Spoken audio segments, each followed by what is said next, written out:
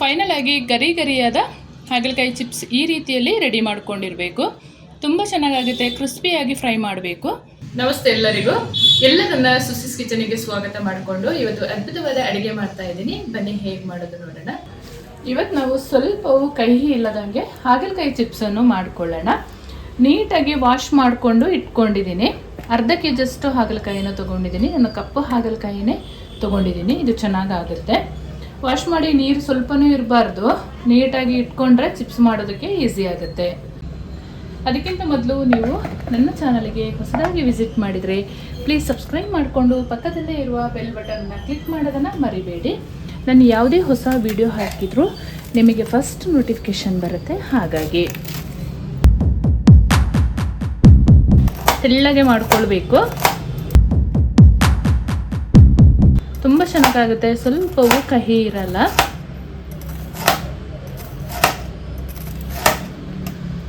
ಬೀಜ ಬಲ್ತಿದ್ರೆ ಮಾತ್ರ ತಗೊಳ್ಬೇಕು. ಇದು ನಾನು ಎಳೆತ್ತಾದ ಹಾಗಲಕಾಯಿನೇ ಚೂಸ್ ಮಾಡ್ಕೊಂಡಿದ್ದೀನಿ.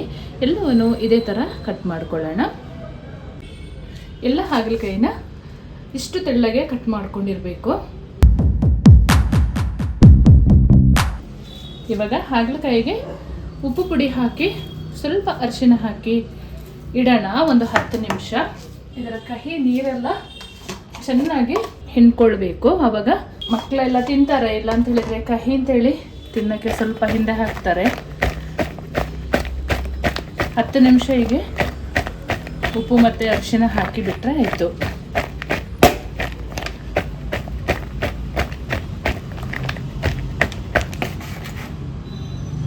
ಹಾಗಲಕಾಯಿ ಚಿಪ್ಸಿಗೆ ಕೋಟಿಂಗ್ ಮಾಡ್ಕೊಳ್ಳೋಕ್ಕೆ ಹಿಟ್ಟು ಕಲಿಸ್ಕೊಳ್ಳೋಣ. ಇಲ್ಲಿ 3 ಚಮಚದಷ್ಟು ಕಾರ್ನ್ ಫ್ಲೋರನ್ನು ಸೇರಿಸ್ಕೊಳ್ತಾ ಇದ್ದೀನಿ. 2 ಚಮಚದಷ್ಟು ಕಡಲೆ ಹಿಟ್ಟು, 2 ಚಮಚದಷ್ಟು ಅಕ್ಕಿ ಹಿಟ್ಟು. ಅಕ್ಕಿ ಹಿಟ್ಟು ಹಾಕ್ಕೊಂಡ್ರೆ ತುಂಬ ಕ್ರಿಸ್ಪಿಯಾಗಿ ಬರುತ್ತೆ ನಮ್ಮ ಚಿಪ್ಸು.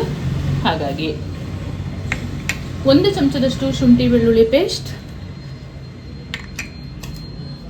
ರುಚಿಗೆ ತಕ್ಕಷ್ಟು ಅಚ್ಚ ಖಾರದ ಪುಡಿ, ಅರ್ಧ ಚಮಚದಷ್ಟು ಗರಂ ಮಸಾಲ, ರುಚಿಗೆ ತಕ್ಕಷ್ಟು ಉಪ್ಪನ್ನು ಸೇರಿಸ್ಕೊಳ್ಳೋಣ. ಚಂದ ಒಮ್ಮೆ ಮಿಕ್ಸ್ ಮಾಡಿಕೊಂಡು ನೀರು ಹಾಕ್ಕೊಂಡು ಗಟ್ಟಿಯಾಗಿ ಕಲಿಸ್ಕೊಳ್ಬೇಕು. ತೀರಾ ತೆಳ್ಳಗೆ ಕಲಿಸ್ಬಾರ್ದು, ಅಷ್ಟು ಚೆನ್ನಾಗಾಗಲ್ಲ. ತೆಳ್ಳಗೆ ಕಲಿಸ್ಕೊಂಡ್ರೆ ಲೈಟಾಗಿ ಕೋಟಿಂಗ್ ಇರಬೇಕು, ಜಾಸ್ತಿ ದಪ್ಪನೂ ಇರಬಾರ್ದು. ಸ್ವಲ್ಪ ಸ್ವಲ್ಪ ನೀರು ಹಾಕ್ಕೊಂಡು ಕಲಿಸ್ಕೊಳ್ಳೋಣ. ಸ್ವಲ್ಪ ನಿಂಬೆ ರಸ ಕೂಡ ಹಾಕ್ಕೊಳ್ಬೇಕು, ಚೆನ್ನಾಗಾಗುತ್ತೆ.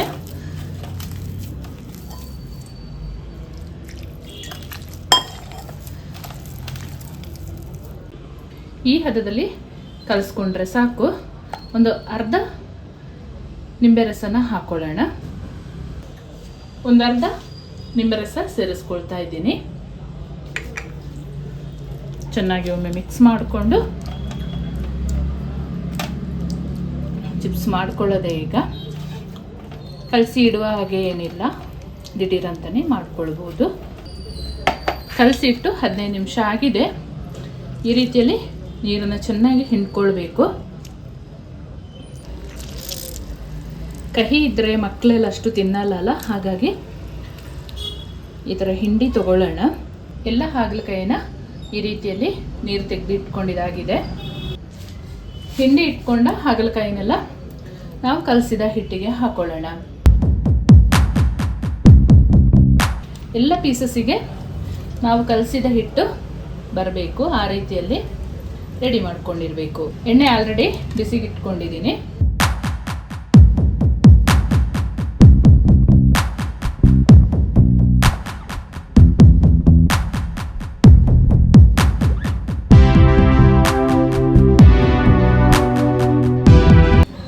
ಎಣ್ಣೆ ಬಿಸಿಯಾಗಿದೆ. ಒಮ್ಮೆ ಚೆಕ್ ಮಾಡ್ಕೊಳ್ಳೋಣ. ಇನ್ನು ಸ್ವಲ್ಪ ಬಿಸಿಯಾಗಲಿ, ಚೆನ್ನಾಗಿ ಕಾಯಬೇಕು ಎಣ್ಣೆ.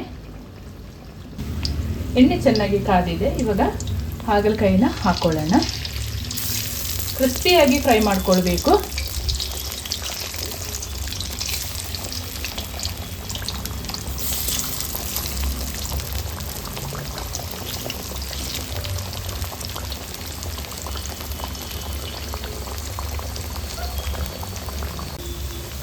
ಉಲ್ಟಾ ಮಾಡಿ ಬೇಯಿಸ್ಕೊಳ್ಳೋಣ. ಕ್ರಿಸ್ಪಿಯಾಗಿ ಫ್ರೈ ಮಾಡ್ಕೊಳ್ಬೇಕು, ಚೆನ್ನಾಗಾಗುತ್ತೆ. ಸ್ವಲ್ಪ ಹೊತ್ತು ಹಿಡಿಯುತ್ತೆ ಹಾಗಲಕಾಯಿ ಅಲ್ವಾ, ಬೇಗನೆ ಫ್ರೈ ಆಗಲ್ಲ. ಈ ದೊಡ್ಡ ದೊಡ್ಡ ಬಬಲ್ಸ್ ಎಲ್ಲ ಕಡಿಮೆ ಆಗಬೇಕು, ಆವಾಗ ಕ್ರಿಸ್ಪಿಯಾಗಿ ಆಗಿದೆ ಅಂತ ಅರ್ಥ.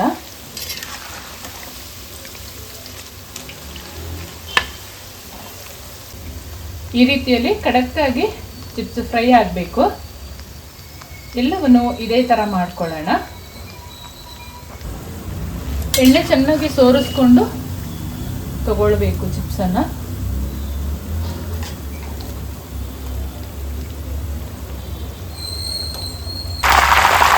ಚಿಪ್ಸ್ ಜೊತೆಯಲ್ಲಿ ಕರಿಬೇವು ಸೊಪ್ಪನ್ನು ಫ್ರೈ ಮಾಡಿ ಹಾಕ್ಕೊಳ್ಬೇಕು, ತುಂಬ ಸೂಪರಾಗುತ್ತೆ. ಫೈನಲ್ ಆಗಿ ಗರಿ ಗರಿಯಾದ ಹಾಗಲಕಾಯಿ ಚಿಪ್ಸ್ ಈ ರೀತಿಯಲ್ಲಿ ರೆಡಿ ಮಾಡ್ಕೊಂಡಿರಬೇಕು. ತುಂಬ ಚೆನ್ನಾಗಾಗುತ್ತೆ, ಕ್ರಿಸ್ಪಿಯಾಗಿ ಫ್ರೈ ಮಾಡಬೇಕು. ಹಾಗೆ ನಾನು ಮಾಡುವ ಅಡುಗೆಗಳು ನಿಮಗೆ ಇಷ್ಟ ಆಗ್ತಿದ್ರೆ ದಯಮಾಡಿ ಸಬ್ಸ್ಕ್ರೈಬ್ ಮಾಡಿಕೊಂಡು ನಿಮ್ಮ ಫ್ರೆಂಡ್ಸ್ ಆ್ಯಂಡ್ ಫ್ಯಾಮಿಲಿ ಜೊತೆ ಹೆಚ್ಚು ಹೆಚ್ಚು ಶೇರ್ ಮಾಡಿ. ಹಾಗೆ ಲೈಕ್ ಮಾಡೋದನ್ನು ಮರಿಬೇಡಿ. ಮುಂದೆ ಅದ್ಭುತವಾದ ಹೊಸ ಅಡುಗೆಯೊಂದಿಗೆ ನಿಮ್ಮನ್ನು ಭೇಟಿ ಮಾಡ್ತೀನಿ. ಅಲ್ಲಿವರೆಗೂ ತುಂಬ ಹೃದಯದ ಧನ್ಯವಾದಗಳು.